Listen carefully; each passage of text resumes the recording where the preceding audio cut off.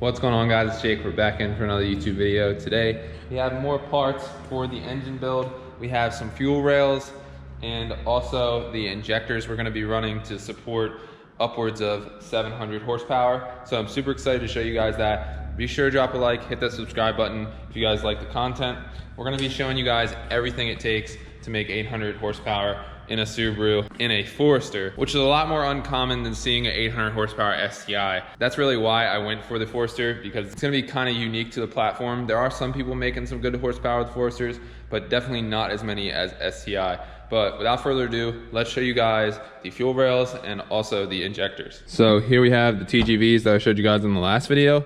And here are our fuel rails. Super happy with these from SMY Performance. They're making some really good stuff, and they're definitely some of the best on the market. So if you guys are looking for fuel rails, want to do something a little bit different that you don't see too often on the builds, then be sure to hit up SMY, get yourself a pair of these, and they'll do everything that the equivalent IAG or Torque Solutions or any of them will do.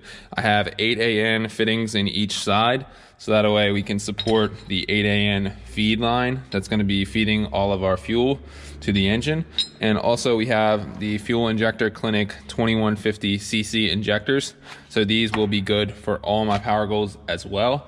Now, let's go ahead and put the injectors and fuel rails in the TGVs and get a good look at them. Stay tuned.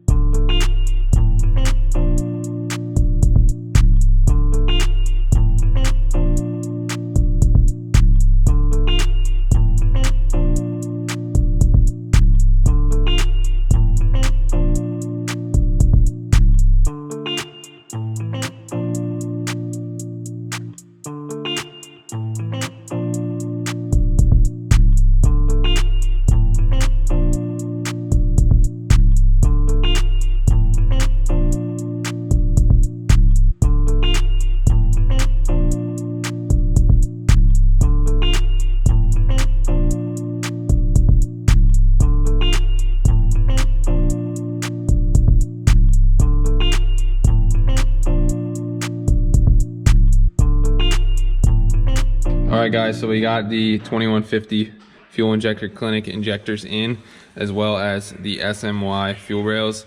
Super happy with the fitment and everything with the rails and injectors. Definitely look into some SMY fuel rails if you want it to be a little unique to your build. Haven't seen many of these on people's builds, so that's pretty cool. Let's go ahead and put these on the engine and get a good look at how it's going to be.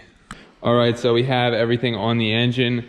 As you can see, Subaru engines, the top of them can get cluttered very easily. So that's why we went ahead and did the AN fittings on the breathers, as well as the AN fittings on the outside breathers that go to a catch can.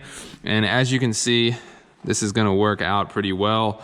They're gonna go straight through the TGV and under the rail, around the corner, up to our catch can that's gonna be located around this general area on both sides.